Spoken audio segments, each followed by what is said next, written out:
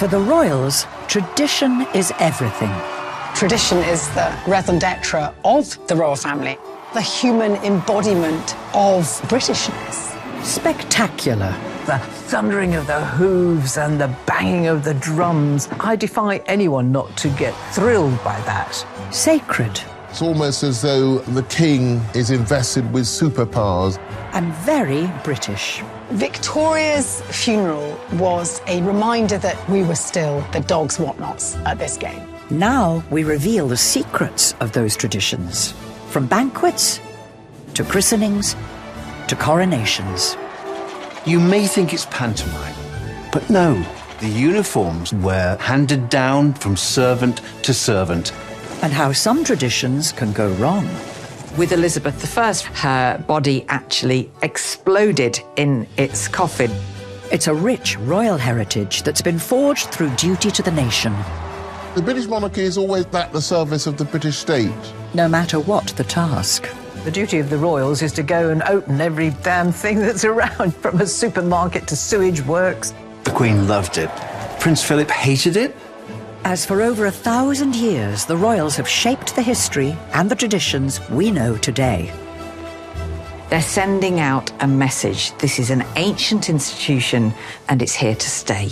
These are the secrets of royal traditions, then and now. This time, a centuries-old royal tradition is given a modern makeover by the arrival of a young princess. Charlotte's birth changed everything. It was striking out for the modern woman. The grand tradition of the Royal Jubilee that has saved the royals' popularity on more than one occasion. When the fireworks went off at the end of that evening, I mean, you really did have a sense of the crown is back. And how the tradition of exotic gifts has enthralled generations of royals. James VI was given a pet armadillo. Only he was allowed to walk the armadillo because he didn't trust anyone to look after it. The history and very survival of Britain's royal family is down to one very important tradition. The tradition of succession. Making sure the monarch has a healthy heir. So when the old king or queen dies, there's another younger member of the family ready to take the crown. Monarchy is about continuity. One of its great selling points historically and even in the present is that it provides a smooth transition for the head of state. So the succession of the monarchy has had enormous consequences politically, culturally, and historically. This tradition has been so successful, it's kept Britain's monarchy thriving for over 1,000 years.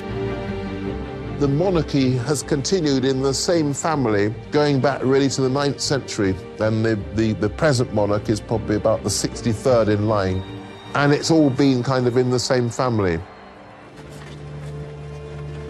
The latest example of this tradition occurred on September the 8th, 2022, when Queen Elizabeth II died. In the same moment, her son, Charles, immediately became king, and his son, Prince William, became the next heir. It also meant that for the first time in nearly a century, Britain had a male monarch and a male heir, harking back to a time in history when royal women were often sidelined.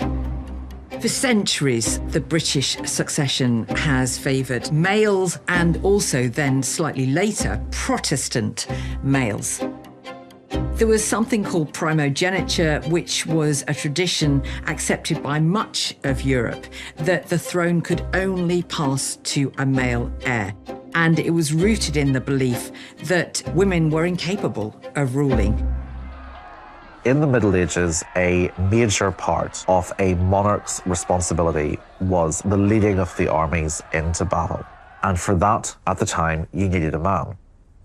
But as the centuries wear on, it is less and less common for the monarch to lead the soldiers into battle. So the expectation that it has to become a man begins to dilute. Historically, the tradition would only be broken when there were no male heirs available. even though that tradition had been in place for 1,000 years, actually, when there had been queens on the throne, they'd made a better job of it than most of the kings. Some of the most celebrated reigns had been Elizabeth I, Queen Victoria, and of course Elizabeth II, the longest reigning monarch in British history. And the number one priority for any king or queen was still to secure the family bloodline. Traditionally, it has been the duty of every royal bride to have an heir quickly and hopefully a boy. That's how it's always been. Because the continuity of the monarchy is sacrosanct. It's really important. And that pressure has continued through to modern times. I do think when Kate walked down the aisle in 2011, she was around about 30 years old. I couldn't help but thinking, why the pressure on that girl to just immediately go forth and multiply and have a baby and another? It's hard work being a queen because you have to smack out those children. Kate gave birth to the couple's first son, Prince George, in July 2013. The young royal was oblivious to the fact he would one day be king. But it was the birth of their next child, Charlotte, that would change the tradition of succession forever. And it was all thanks to her great-grandmother. The late Queen decided that in this modern age, it was no longer tenable or desirable for the rule of primogeniture. So when Princess Charlotte was born, the idea that a subsequent child, turned out to be Louis, would jump up the order just because she was a girl, it seemed daft. In 2013, Parliament passed the Succession to the Crown Act, abolishing the centuries-old men first tradition. So whereas Princess Anne, who's the second child of Elizabeth, is below all three of her brothers in the line of succession, Charlotte did not go down a place when Louis was born. There's absolute equality between boys and girls. So had Charlotte been the eldest, she would be the next monarch, a well-needed piece of modernisation. I think, quite fairly, Elizabeth II considered that she'd done a pretty good job as monarch, and she thought that there was no reason why a female member of her family could not do that. Charlotte's birth changed everything, changing the act of succession, which went back centuries. And I just thought it was striking out for the modern woman. Great. I thought that was brilliant.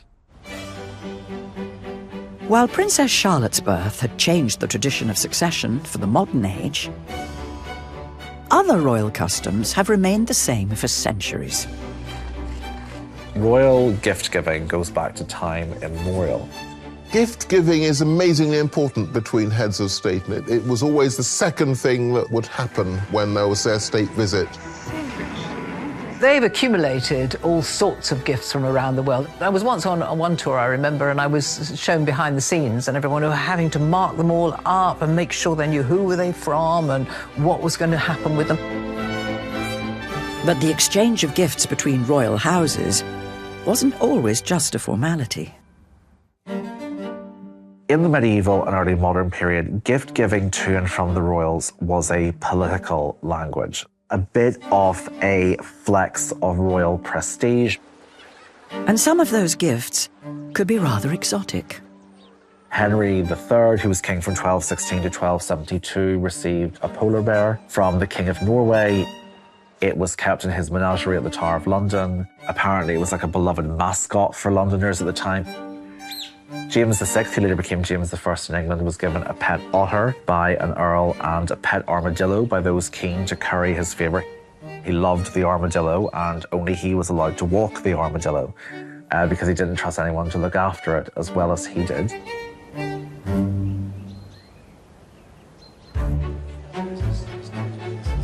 In more recent times, the tradition of gift-giving remains a vitally important part of maintaining international relationships. Having completed over 100 state visits during her 70-year reign, the late Queen was used to receiving expensive gifts from foreign dignitaries.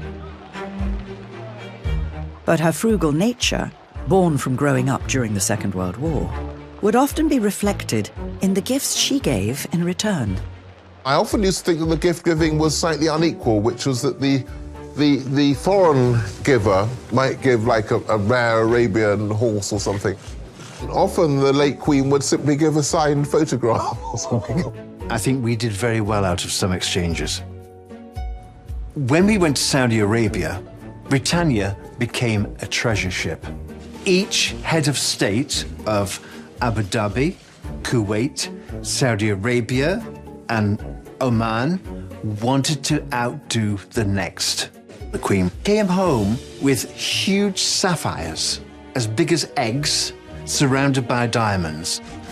She'd thank the person very much, and how kind of you to think of me like that. Behind the scenes, I think she could have a little chuckle.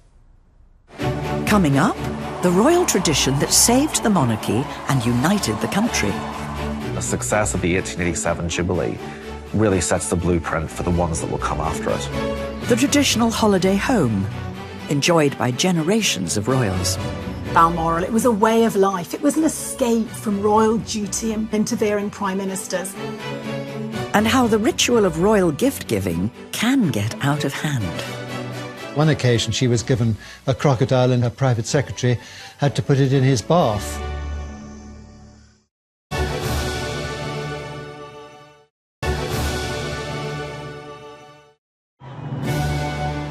Britain's royal traditions have been celebrated by the public for generations. From royal weddings to the arrival of royal babies. But one tradition gets the public involved more than any other. A royal jubilee.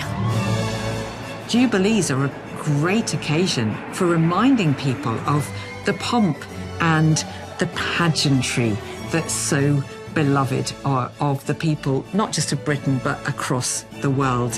The Jubilee is the finest example of wearing that popularity publicly. Everyone can buy into ideas of monarchy, a symbol to which we can all relate. But jubilees can't be staged whenever a monarch fancies a party. They have to be earned. Jubilee is celebrated every 25 years, so you have to have been on the throne for quite a long time to receive such a celebration.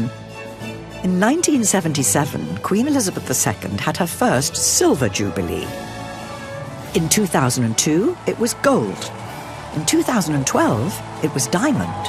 And finally, in 2022, the Queen celebrated her platinum jubilee. But these very modern celebrations had their roots in a centuries-old royal tradition. Jubilees are more associated with modern royals, but there are references to them throughout history. The first Jubilee that we have a detailed record of being celebrated was that of King George III, the so-called Mad King, who reigned for a very long time. We know that George III went to Windsor for a ceremony of Thanksgiving, and then there was feasting and fireworks. So the occasion was marked with some splendour. But while royal celebrations of the past were reserved for the aristocracy to enjoy, the birth of the inclusive modern Jubilee dates back just a few generations. The late Queen Elizabeth II had something in common with her great-great-grandmother Victoria. Many things, indeed, in common. And one was an abundance of jubilees. But Queen Victoria's Golden Jubilee didn't happen due to popular demand. It was an attempt to win back the nation's affection after years of declining popularity. Victoria had lost quite a bit of popularity following the death of her husband, Prince Albert, in 1861. Even though Victorian society did encourage mourning, it was felt that Victoria had taken it too far, that she had retreated too far from her public duties. And it got to the stage where people were pinning signs to the gates of Buckingham Palace saying "for sale" due to an absent tenant. So the Golden Jubilee was an attempt to put the Victorian monarchy back in its public setting, and the Queen in particular back in public view. Victoria, on the eve of her Golden Jubilee in 1887, has to be dug out and delivered to her public. She doesn't want to be on display. She doesn't really have much truck or time for it. Eventually, she does partially what she's told. She refuses to wear any of the ceremonial robes or the crown. No, didn't matter, because there she was, being shown to her people en route to a Thanksgiving service in the Abbey, and it is seen as a roaring success. A decade later, and Victoria found herself falling out of favour with the British public once more. But a conveniently timed jubilee came to the rescue. In 1897 came her Diamond Jubilee, and the crowds came out in force. 6 miles of London streets were lined with crowds to watch the Queen go through in a magnificent carriage procession. And it really breathed new life into the monarchy when people had been questioning, what are we paying for this monarchy for? What does it give us? And then Victoria answered in style with this magnificent Diamond Jubilee. The success of the 1887 Jubilee really sets the blueprint for the ones that will come after it.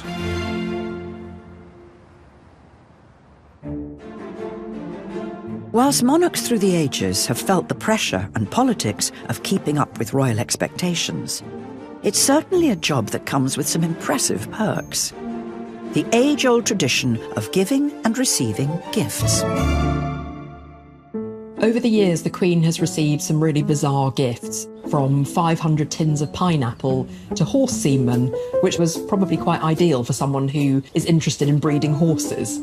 She was also given a whole host of exotic animals. One occasion she was given a crocodile, and Sir Martin Charteris, her private secretary, had to put it in his bath on Britannia. In 1972, the President of Cameroon even sent the Queen an elephant called Jumbo, which was put on a plane and flown over to Britain. I remember I was in South Africa once with the Queen. We were at Durban City Hall for the final evening, and there was a cage outside the hall, and in the cage was a bull. And I said to someone, what's the bull for? And they said, oh, it's an official gift for the Queen. And by tradition, she has either to chase it through the streets till it collapses of exhaustion or wrestle it to the ground. She didn't. She did receive the gift, but in fact, she donated it to a charity out there in South Africa. But that's the kind of weird things they're given. But one thing you didn't want to do is gift the Queen something she already had. And one world leader came up with the perfect, unique present. The President of France, Georges Pompidou, hosted the Queen and Prince Philip in a state visit in 1972. Pompidou was spearheading a project to open a new museum of modern art. So naturally, he wanted to give Prince Philip a suitably modern gift. And what says modern more than a gigantic insect? Behold, the grasshopper. Made by the French surrealist artist François-Xavier Lalanne, it's made of brass and iron and porcelain. Only 2 of them were ever created, and the other version was sold at auction in 2018 for $1.6 million. It's not only a work of art. This bizarre animal has a practical purpose. It is indeed a fully functioning air-conditioned bar, and the insect's wings actually open out to become a drinks table. It's an incredibly fun period piece from the 70s when having your own portable bar would have been the absolute height of cool. Today, the grasshopper is still standing guard at the entrance to the royal private apartments at Windsor Castle. Prince Philip was absolutely thrilled with it, and he wanted to put it in the drawing room, and he asked the superintendent whether he thought that was a good idea. And I remember the superintendent telling me, he said, well, sir, perhaps by the swimming pool, might that not be more appropriate? The bold gift idea was clearly a huge hit. Anyone for a grasshopper cocktail? Extravagant gifts aside, the grueling pressure of royal duties can sometimes weigh heavily on the shoulders of the monarch. Like all of us, sometimes they just need to take a break and get away from it all. And for the late Queen, that place to relax was Balmoral Estate. Balmoral is very Scottish. It's set in the most beautiful countryside in the Highlands of Scotland. The royal family's annual summer holiday here is a time for them to embrace all things Scottish. So you'll quite often kind of be woken up with the sounds of bagpipes. Being a Scot, that's something I wouldn't mind actually having a piper wake me up. And the tradition of holidaying in Balmoral all started with the late Queen's great-great-grandmother. In 1852, Queen Victoria and Prince Albert bought the estate as their ultimate secret love nest, a place where they could get away from the court and be together. What they were buying into at Balmoral, it was a way of life. It was an escape from royal duty and ceremonial and stuffy staterooms and interfering prime ministers. This was their pad. It was where they could indulge in their hobbies. Here, Albert would stalk deer and Victoria would paint. But all that came to an end in 1861 with Albert's premature death. Victoria was devastated. She retreated from the world and found solace at Balmoral. She built what she called her widow's house, where she could mourn in peace. It was an additional place where she could retreat to, could withdraw to, and I guess didn't have the memories of Albert associated to it. It became hers, her widow's cottage. And it just shows the depth, I think, of her despair and her need to escape. And it was at Balmoral that she found a place to do that. And Queen Elizabeth also had her own favourite building on the Balmoral estate, about a mile from the main castle. It was here that every year she traditionally started her summer holiday with a stay at the 7-bedroom Craiggowan Lodge.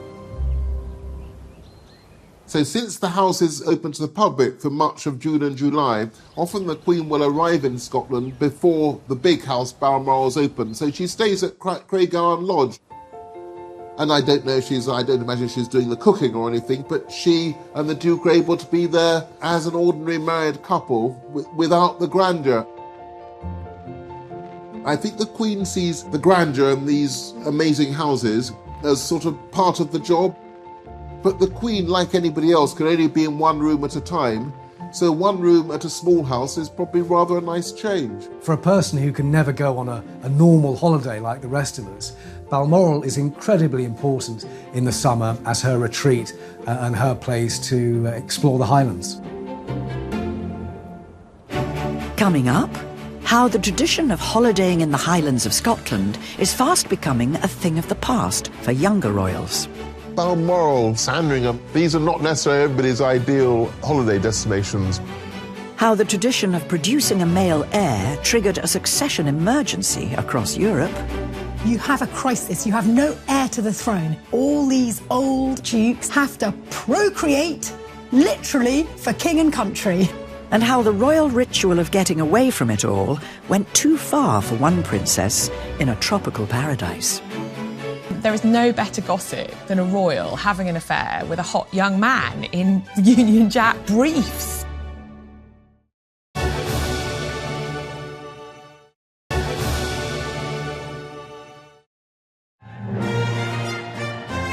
For centuries, the survival of the royal family depended on the tradition of producing a healthy, ideally male, heir. And that pressure has, in the past, changed the course of royal and British history.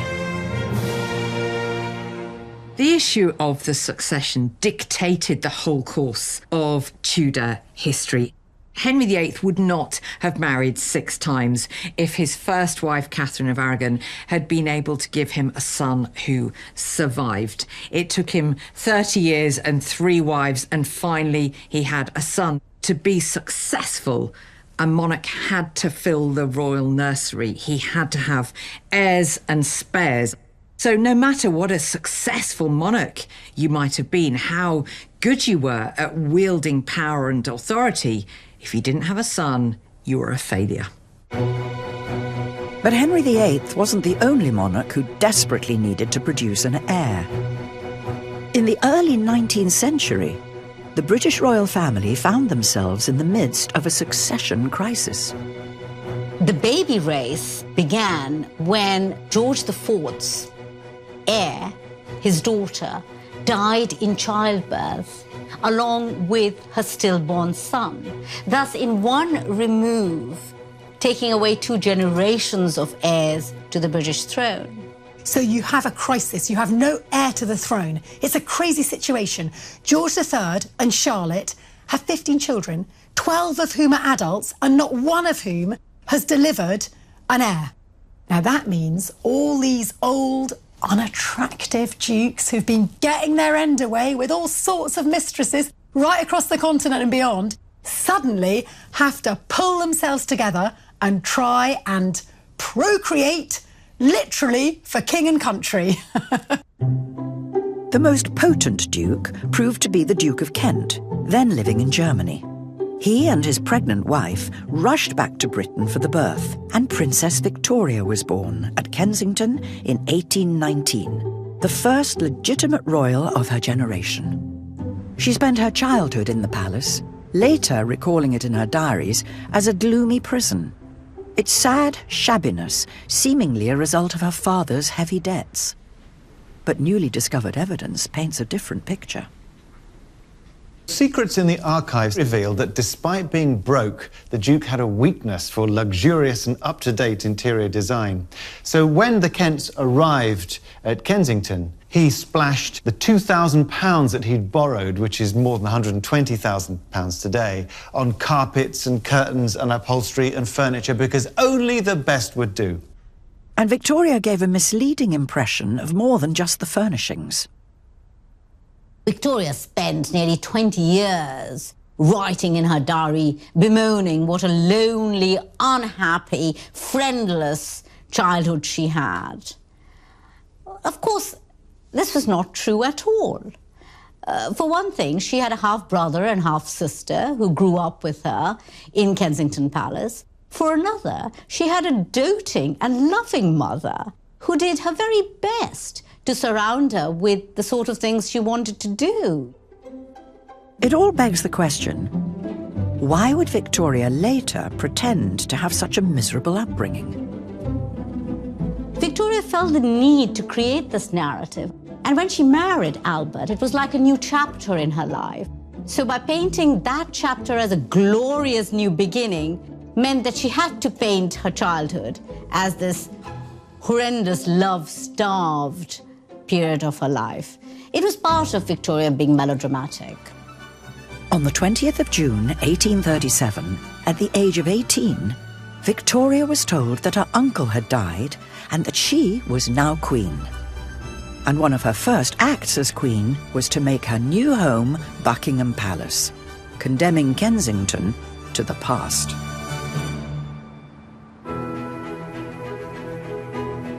Another royal residence that holds a special place in the hearts of the royal family is Balmoral Castle. Traditionally, the estate had been the favourite holiday destination of the late Queen. She was a country woman. She loved to be in the open spaces, breathing in fresh air, trampling through the heather with her dogs. Her ideal holiday. Balmoral in early autumn, Sandringham in the middle of winter. These are not necessarily everybody's ideal holiday destinations. In the 1990s, the then Prince of Wales broke the royal mould and began a new family holiday tradition. The skiing bug probably came in with Charles, and he brought his sons up to ski. I remember going to Cloisters for the annual photo call. There's a bit of a tradition of the royals going skiing every winter. Catherine and William went skiing just after Christmas, actually, which was good to see that she was able to do that. And increasingly, the younger royals are moving away from, and I think quite rightly, the tradition of spending your entire holidays in the drizzle of Scotland. In recent years, it's become a more common tradition for royals to seek a hotter holiday climate. I think most young generations go much further afield, often to the Caribbean or to Southeast Asia or to Australia. The Tyndalls are always going off to Australia. And good for them. But I think that's just in keeping with most families. In February 2025, The future king and queen, William and Kate, were spotted on holiday in an exotic and luxurious location. Finally, breaking free of the chains, the shackles of Great Britain, they jet off to the island of Mustique. Why Mustique? Well, famous for its white beaches and its beautiful aqua blue ocean, but also a no-fly zone. A great deal more private than many other places where you might choose to holiday. But William and Kate's 2025 trip to Mustique also came with its share of public criticism. Look, these are rich people. They've got a lot of money and they've got a lot of influence. And so when we read, for example, that William and Catherine are staying in a villa that costs £25,000 a week, you know, they're not paying that. I think the royals have very few holidays, really, and so the price doesn't really come into the equation. If you think about it, William and Kate are working most of the year, and they will only be allocated 2 or 3 weeks in the summer for a summer vacation with their children. They are working royals. The Highlands of Scotland is not everyone's idea of fun. Kate's been through a hell of a time.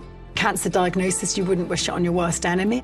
And so why shouldn't they go and have a luxurious holiday? What's the point in being royal if you can't occasionally have a luxurious holiday? But William and Kate didn't start the royal tradition of holidaying in luxurious Mustique. In the 1970s, William's aunt, Princess Margaret, was on the verge of a royal scandal. She had begun a secret relationship with a gardener, 17 years her junior, called Roddy Llewellyn. In 1976, the pair had flown over to Mustique to enjoy a romantic holiday, far away from royal responsibilities and an increasingly turbulent home life at Kensington Palace. It was a slice of paradise for her. It was also the only property that she owned in her own right. You know, wherever she lived, Buckingham Palace, Windsor Castle, Kensington Palace, they were all state-owned. You know, they were crown properties. She effectively had her own court. She didn't have to be the Queen's younger sister, and she didn't have to be on her best behaviour because the naughty press weren't there either.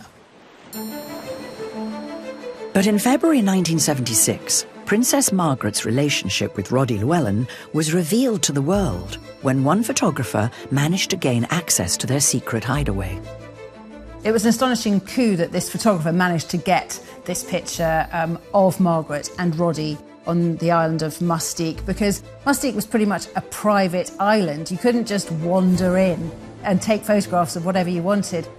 We all love gossip, and there is no better gossip than a royal having an affair with a hot young man in Union Jack briefs. What had started as a secret affair on a tropical island had turned into a royal crisis, with tabloid headlines labelling Margaret as a floozy who spends the public's money partying. But the resilient princess seemed to embrace her contentious reputation. I'd said to her on one occasion, "Do you see yourself as a controversial character?" "No," she said, "I'm not controversial at all. I'm living my life." Coming up, the monarch who particularly enjoyed the tradition of producing an heir. She was a passionate woman. She enjoyed sex. Their wedding night blew her young mind. And the tradition of the Jubilee brought back once again to save the monarchy's reputation. When the fireworks went off at the end of that evening, I mean, you really did have a sense of the crown is back.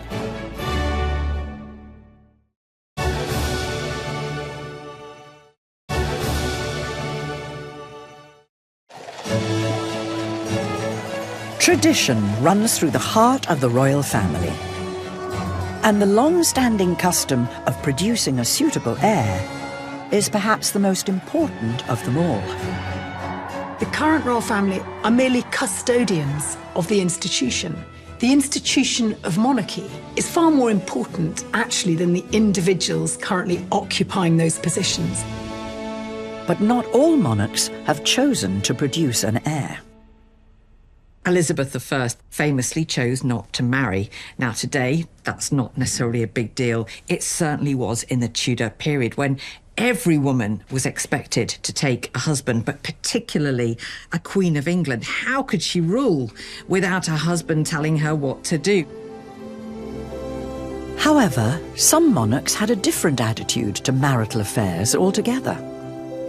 And some even wrote about it. Queen Victoria was a voracious writer.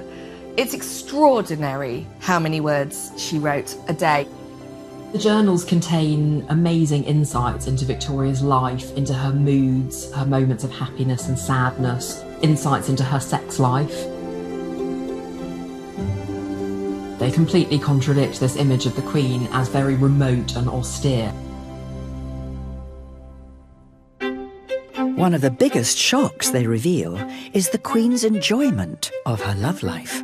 What you get from her insights are that she was a passionate woman. She enjoyed sex. She was in love with her husband and really celebrates their intimacy in her diary entries. She described her wedding night with breathless enthusiasm. Well, we know that their wedding night blew her young mind. She had never spent such an evening. Yes, they kissed and they clasped again and again. And there's this real sense of them enjoying each other's sensuality. She boasts in her diary, "We didn't get much sleep." No, they were far too busy producing not a son and heir, it was a daughter who arrived 9 months later on the dot in November, called Victoria. There are very frank expressions of desire throughout the journals. And it completely counteracts that idea we have of the Victorians as being so prudish that they would even cover up table legs or piano legs for fear that they were being too suggestive. After Albert's premature death in 1861, Queen Victoria retreated into hiding to privately mourn the death of her beloved husband. And apart from her 2 jubilees, the monarch was rarely seen in public. The Golden Jubilee, and in particular the Diamond Jubilee in 1897, are scenes of massive public rejoicing.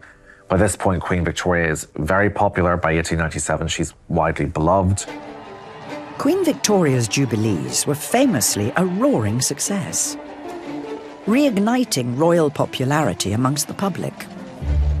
And this tradition was passed down to her great-great-granddaughter, the late Queen Elizabeth II, who in 2002 also needed to get the public back on side after a difficult decade. The monarchy had gone through those troubled times in the 90s with the Windsor fire, the breakup of the marriages, the tragic death of Princess Diana.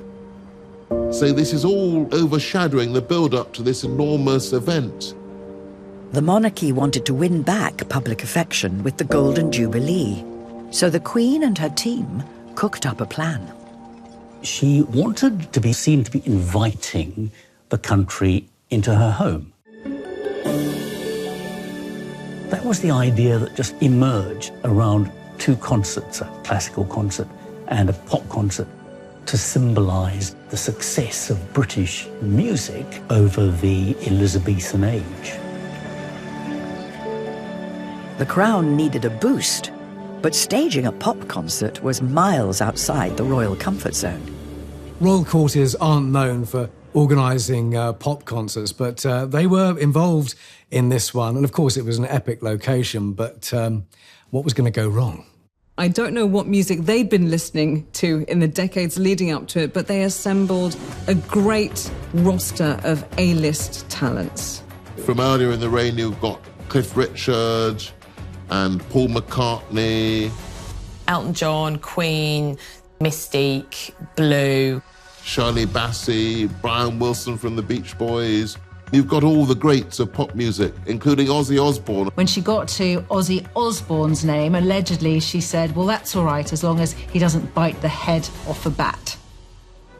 Rounding off the whole event, a more traditional royal finale. Fireworks and jubilees go back a long, long way, so there had to be fireworks at this, of course, iconic location, and it had to be on the roof. By early evening, a throng of thousands had passed security, eager for the show to begin. By around 7, it was full up. And then at the pivotal moment, Brian May on the roof, and the whole thing started.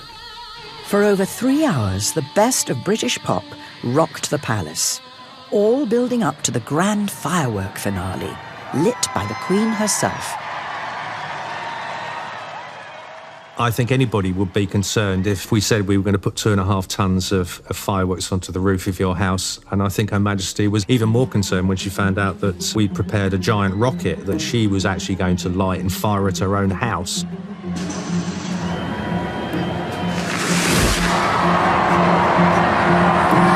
Huge cloud of smoke that envelops the Queen and the Duke of Edinburgh. You're sort of like doing this and coughing and kind of stepping back.